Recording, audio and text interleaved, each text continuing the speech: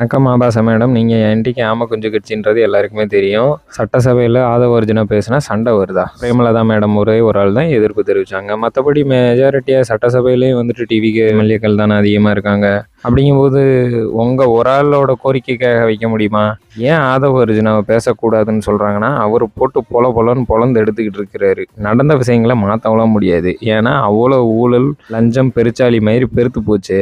அது இன்னைக்கு என்னதான் மூடி மறைச்சாலும் மக்கள் எல்லாருக்கும் தெரிஞ்ச விஷயத்த அவங்க எல்லாம் வெளிப்படையாக ஓப்பனாக பேசுகிறாங்க. அதனால வந்துட்டு வைத்தறிச்சல் என்னடா பண்ணுறதுன்னு எதுவுமே பண்ண முடியலை. ஏன்னா தெரிஞ்ச விஷயங்கள் தான். இதை யாருமே பேசாமல் பயந்துட்டு பேசாமல் இருந்தாங்க. இப்போ சட்டசபையிலே பேசுகிறாங்க. அதை லைவாக மக்கள் எல்லாருமே பார்த்துக்கிட்டு இருக்காங்கன்ற வைத்தறிச்சல்ல கதறாங்க.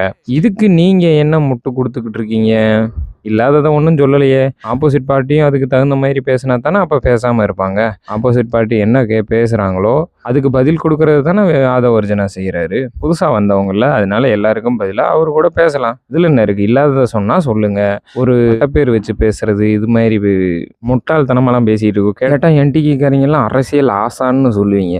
நீ பேசுறதுல ஏதாச்சும் அரசியல் பொறுத்து இருக்கா? சம்மந்தப்பட்டது இருக்கா? மரியாதையாக இருந்துக்க. இதெல்லாம் பார்த்தாலே வெறியாகுது. கதறு ஆம குஞ்சு வருவல்களாமே. கதறிக்கிட்டே இரு நீ.